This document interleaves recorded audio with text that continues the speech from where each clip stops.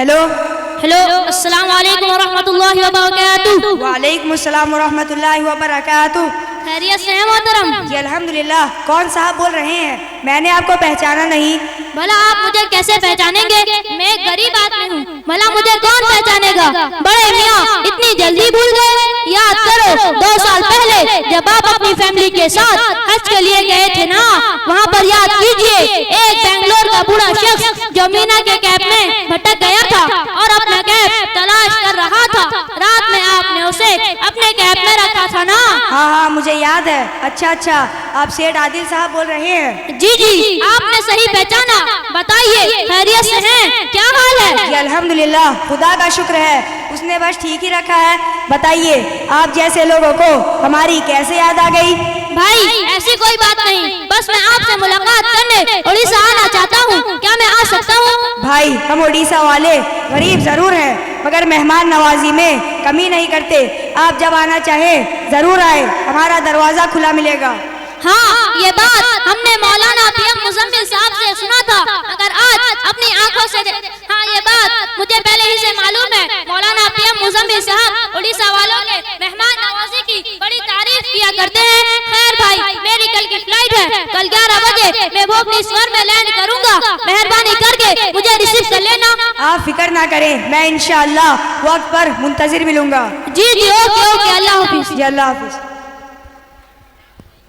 बेटा शौराब, ओ बेटे शौराब। जी अब्बीजान। जरा इधर आना। जी बेटा एक बात कहनी थी। जी अब्बीजान बताइए। बेटा कल हमारे बेंगलोर के वो दोस्त जो हज के मौके पर मीना कैंप में हमारे साथ ठहरे थे, याद आया? जी जी। कल वो 11 बजे उड़ीसा आ रहे हैं, इसलिए तुम कल एयरपोर्ट जाकर उनको रिसीव करना और मैं तुम्हारी अम्मी से कह दूंगा अच्छी तरह खाने पीने का इंतजाम करें। मेहमान नवाजी में कोई कमी नहीं होनी चाहिए। अब्बीजान आप फिक्र ना करें, सब इंतजाम कर दूंगा, इंशाअल्लाह शिकायत का मौका न दूंगा। शाबाश बेटे शाबाश।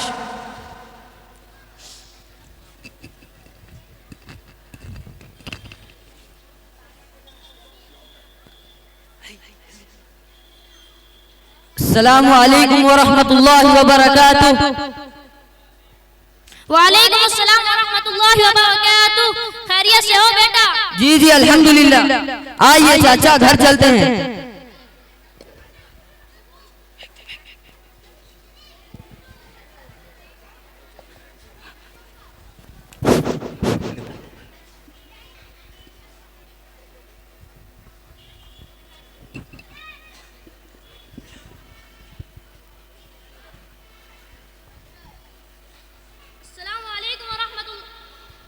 अस्सलाम वालेकुम वरहमतुल्लाहि वबरकातुहू। वालेकुम अस्सलाम वरहमतुल्लाहि वबरकातुहू। बड़ी जल्दी आप हमें भूल गए, हम तो आपको बराबर याद करते रहते हैं। भाई साहब ऐसी कोई बात नहीं है, हम ठहरे दुख धंधे वाले आदमी सुबह उठते हैं, कारोबार में लग जाते हैं, रात को आते हैं, बिस्तर पर सो जाते हैं, भला याद करने की इतनी फुर्सत कहाँ। खैर छोड़िए इन बातों को, आइए अंदर आइए, बैठकर बातें करते हैं। अरे रमजन्नी, अरे ओ रमजन्नी, रमजन्नी जी जरा इधर आना। जी अभी आया।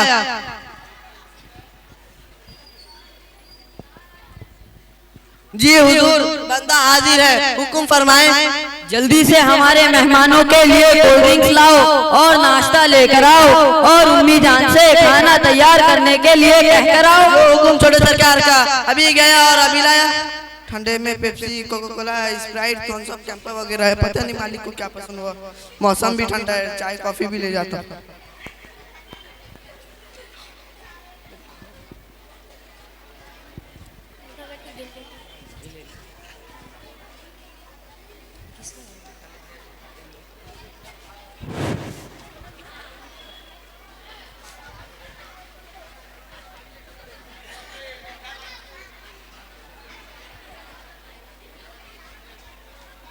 लीजिए छोटे सरकार, आपका Pepsi, Coca Cola, Sprite, Thums Up, Campa वगैरह है और चाय कॉफी भी ले आया हूँ। सेठ साहब दस्तरखान पर आ जाएं, गरीब खाने में जो कुछ है तनाउल फरमाएं। अच्छा, ये आप क्या गरीब गरीब करम लगा रखे हैं। हालांकि आपका घर बार और रहन सहन सब ठीक ठाक ही मालूम होता है और नाश्ता वगैरह तो बहुत ही उम्दा ला रखा है। उसकी खुशबू से तो मुंह में पानी आ रहा है। अल्लाहुम्मा लकल हम्द व लकल शुक्र। भाई, हमारे लिए इतनी तकल्लुफ करने की क्या जरूरत थी, पानी पिला देते, यही काफी था। ना ना, ये तो हमारे उड़ीसा की तहजीब के खिलाफ होगा। हम अपने मेहमान की मेहमान नवाजी में चाहे कर्जदार हो जाए कोई बात नहीं, मगर हमारा आने वाला मेहमान खुश होकर जाना चाहिए। हाँ, ये बात हमने मौलाना पीएम मुजम्मिल साहब से सुना था, मगर आज अपनी आंखों से देख रहे हैं। माशाअल्लाह, बहुत खूब, अल्लाह आपको खुश रखे। हमने सुना है यहाँ का रसगुल्ला बड़ा मशहूर और अच्छा होता है। आप फिक्र ना करें, मेरा बेटा शोहराब इंशाअल्लाह वापसी के वक्त उड़ीसा का मशहूर बिकड़ा नंदो करो का रसगुल्ले का डब्बा भी जरूर दे देगा। जी मैं दे दूंगा। सुभान अल्लाह। असल में हम जल्दी में आ गए, वरना हमारे बेंगलोर की भी बर्फी बड़ी मशहूर है, जरूर लाते, भूल गए, फिर कभी इंशाअल्लाह जरूर खिलाएंगे। खैर, आप नाश्ता कीजिए।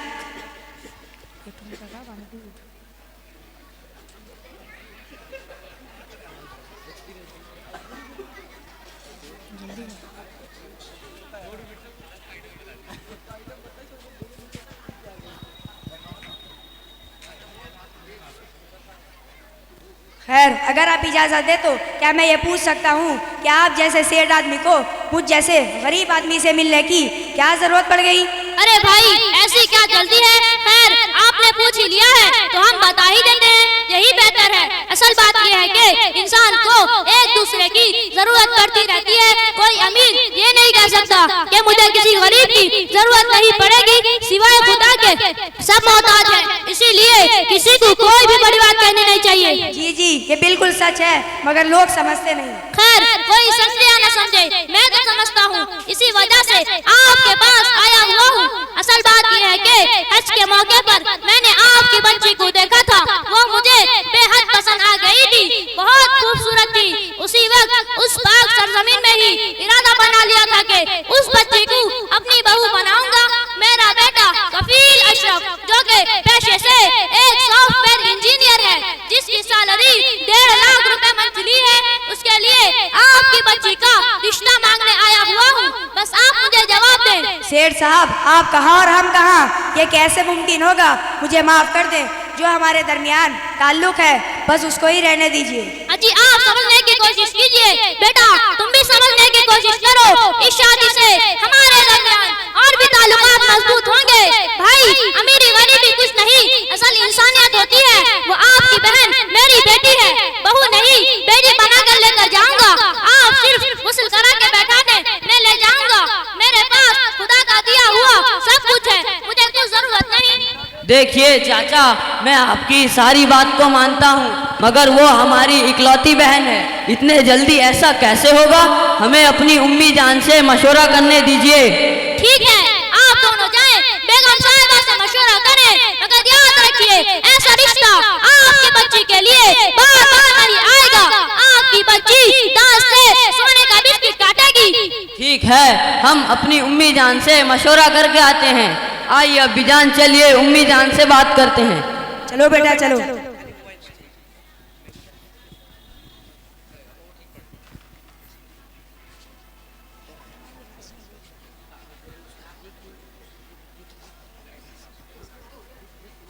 बेगम साहिबा जी, तुमने सुना वो जो सेठ हाजी आदिल साहब बेंगलोर से आए हुए हैं, उन्होंने अपने आने का जो मकसद बताया, तुम सुनकर बेहोश हो जाओगी। जी बताइए, क्या मकसद बताया उन्होंने?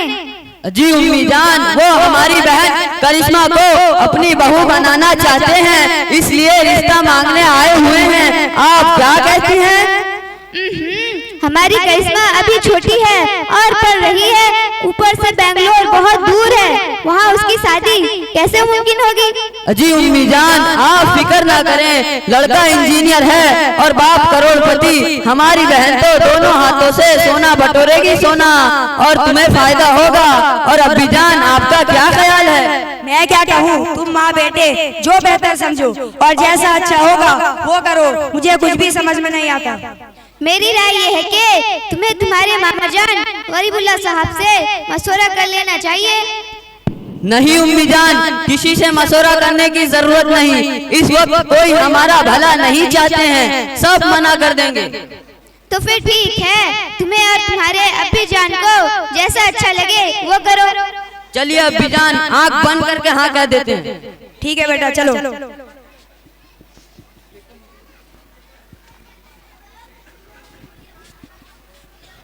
जी सेठ साहब, हमने मशवरा कर लिया है, अब आप शादी की तारीख तय कर दें। जी हुई ना बात। और आपको मालूम है शादी में जल्दी करने का हुक्म दिया गया है, लिहाजा हम 6 दिसंबर को ही निकाह पढ़वा कर रुखसत कर ले जाएंगे। तो फिर मुझे इजाजत दें, इंशाअल्लाह 6 दिसंबर की शाम को बारात लेकर हाजिर होऊंगा।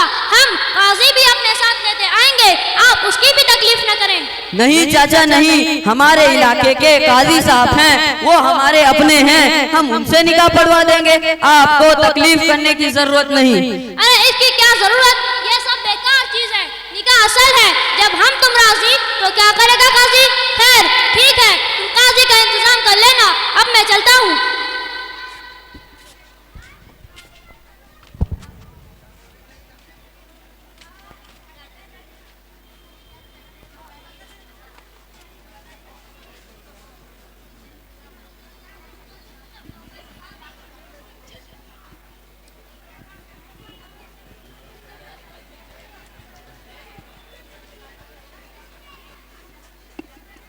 वेलकम वेलकम दूल्हे राजा, वेलकम वेलकम वेलकम दूल्हे राजा, वेलकम वेलकम वेलकम समधी जी, वेलकम वेलकम वेलकम दूल्हे राजा, वेलकम वेलकम वेलकम समधी जी, वेलकम।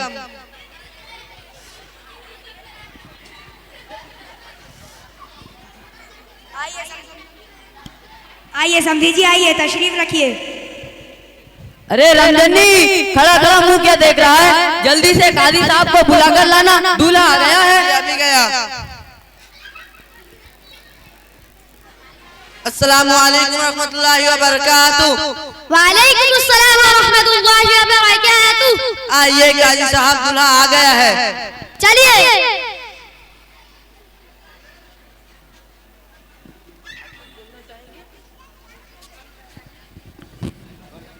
अस्सलामु अलैकुम व रहमतुल्लाहि व बरकातुहू। वालेकुम अस्सलाम व रहमतुल्लाहि व बरकातुहू। आप हजरात तशरीफ रखें। भाइयों, आप हजरात बखैर हैं? जी जी अल्हम्दुलिल्लाह।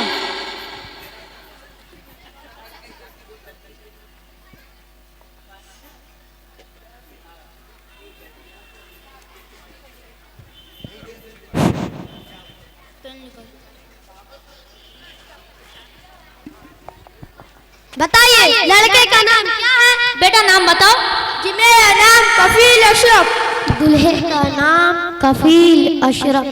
और आपके वालिद साहब का नाम? और मेरे वालिद साहब का नाम समीम अशरफ। वालिद साहब का नाम समीम अशरफ। और रंग कैसा लिखूं? काला पीला लिख दीजिए। काला पीला।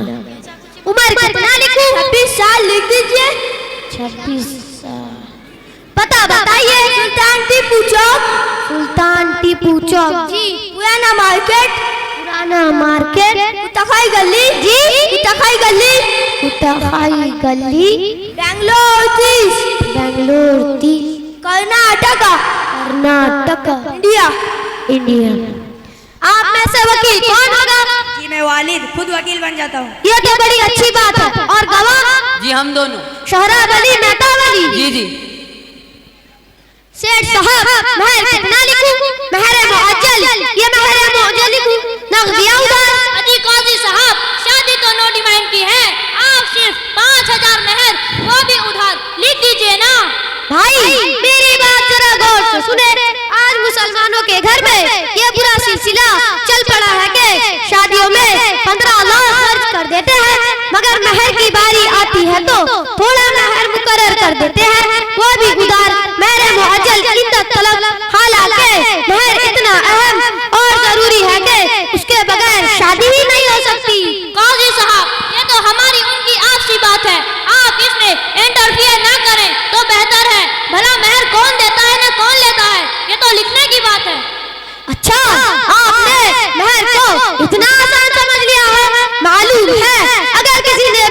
महर अदा ना किया होगा, वो 10 मरतबा हज कर ले, 50 मरतबा उम्रा कर ले, जिंदगी भर नमाज पढ़ता रहे, लाख नेकियां करता रहे और कैसा ही दीनदार क्यों ना हो, या फिर जमात में 50 किले लगा ले, तब भी महर के अदा न करने के वजह से जन्नत में दाखिल नहीं हो सकता। काजी साहब जी, मेरा एक सवाल है, जिस शख्स से पूछे। काजी साहब आप मुझे बताइए, अगर कोई शख्स अपनी जिंदगी में अपनी बीवी का महर ना अदा करे और वो मर जाए, मरने के बाद उसकी बीवी उसके जनाजे के सामने खड़ी होकर उसका महर माफ कर दे, तो क्या इस तरीके से उसका महर माफ हो जाएगा? हरगिज़ नहीं, ये दुनिया को धोखा दिया जाता है। जब तक महर अदा न करे या फिर बीवी अपने शोहर की जिंदगी में खुशी से माफ न कर दे, माफ नहीं होगा। काजी साहब आप ये अपना डबल फीस लीजिए और चुपचाप निकाह पढ़ाइए और चलते बन जाइए, ज्यादा मसला मसाइल फैलने की जरूरत नहीं। अच्छा ऐसी बात है, आपका निकाह हो या ना हो मैं फीस लेकर चलता बनूं तो फिर ठीक है, मैं जा रहा हूँ, मैं ऐसा नहीं कर सकता। ये रहे आपका डबल फीस, आप किसी दूसरे काजी से निकाह पढ़ा रहे, मैं जा रहा हूँ।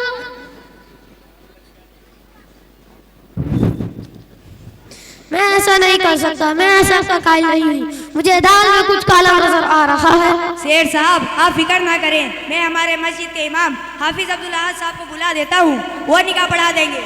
अरे भाई जो करना है जल्दी करो, हमें जाना है। सेठ साहब आप इत्मीनान रखें, हम दूसरे काजी का इंतजाम करते हैं। हेलो अस्सलाम वालेकुम व रहमतुल्लाहि व बरकातहू। वालेकुम अस्सलाम व रहमतुल्लाहि व बरकातहू। फरमाइए काजी सिबगतुल्लाह साहब, मेरे दोस्त मैं आपकी क्या खिदमत कर सकता हूँ? अजी बस मेरा एक काम कर दें। एक सेठ साहब आपके बेंगलोर से हमारे शहर कटक आए हुए हैं, मैं उनका एड्रेस आपके व्हाट्सएप में भेजा हूँ। जी मैं देख चुका हूँ। मुझे वो कुछ फ्रॉड मालूम होते हैं, आप अच्छी तरह मालूमात करके मुझे ओके करें।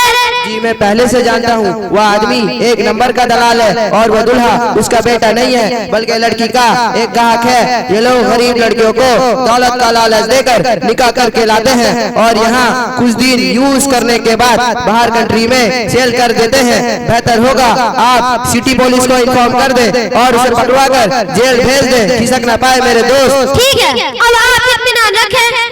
अल्लाह हाफिज। जी अल्लाह हाफिज।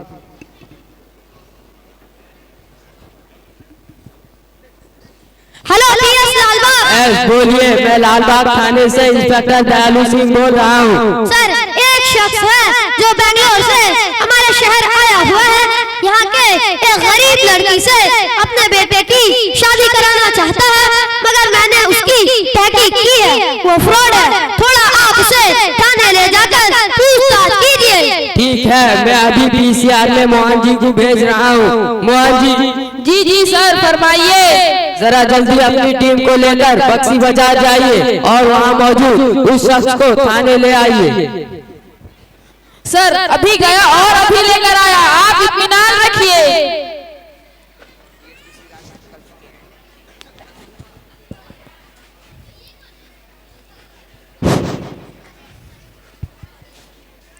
सर आइए।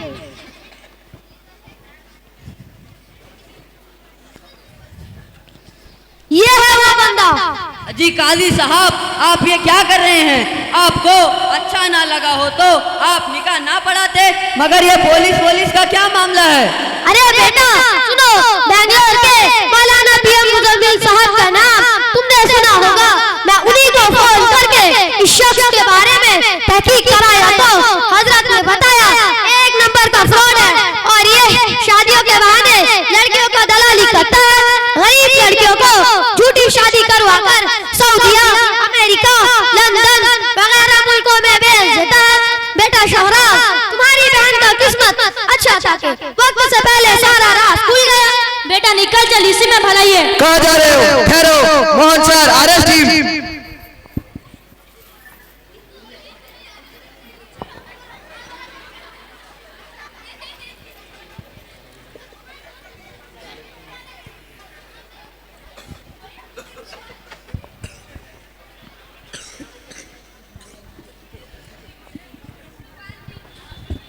चलो थाने, तुम्हारी हरामी दलाली छुड़ाता हूँ। चलो थाने, चलो थाने। मोहन सर समाचार दोंडा काढ़ा आज ये दिन बाबा पुआ को ढले देवी। काजी साहब खुदा तुम्हारा भला करे। आमीन। तुमने मेरी बच्ची को बर्बाद होने से बचाकर मुझ पर बड़ा एहसान किया है। देखिए कुछ लोग हैं जो आपकी गरीबी और अनपढ़ होने का फायदा उठाते हैं, इसलिए हम मुसलमानों को चाहिए हम किसी के दौलत के नशे में अंधे न हो जाएं। और दूसरी बात जो बहुत जरूरी है वो ये है कि हम अपने बच्चों को तालीम दें, जाहिलिया अनपढ़ न रखें। जी जी काजी साहब आपका शुक्रगुजार हूँ। इंशाअल्लाह हमारे इलाके में बच्चों की तालीम पर पूरा ध्यान दूंगा और एक इंग्लिश मीडियम स्कूल भी जरूर खोलूंगा। ठीक है, अब आप इत्मीनान रखें, पुलिस वाले उसे ले गए हैं, उसकी अच्छी तरह खबर लेंगे और जेल में जरूर सड़ाएंगे। अब मुझे इजाजत दें, मेरी नमाज का वक्त हो रहा है। अल्लाह हाफिज। अस्सलामु अलैकुम व रहमतुल्लाहि व बरकातुहू। वालेकुम अस्सलाम व रहमतुल्लाहि व बरकातुहू।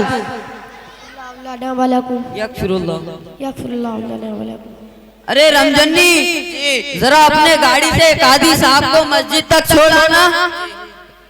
आइए काजी साहब, मैं अपने गाड़ी में आपको मस्जिद तक छोड़ाता हूँ। चलिए बेटा धीरे धीरे चलाना, कहीं रास्ते में कुछ जैसे बुढ़वा का जान ना ले लेना। जी काजी साहब आप पकड़ के बैठिए, हम हवा से बात करने वाले हैं। अल्लाह अल्लाह सुभान अल्लाह सखर लना हादा वमा कुन्ना लहु मुकरनीन व इन्ना इला रब्बिना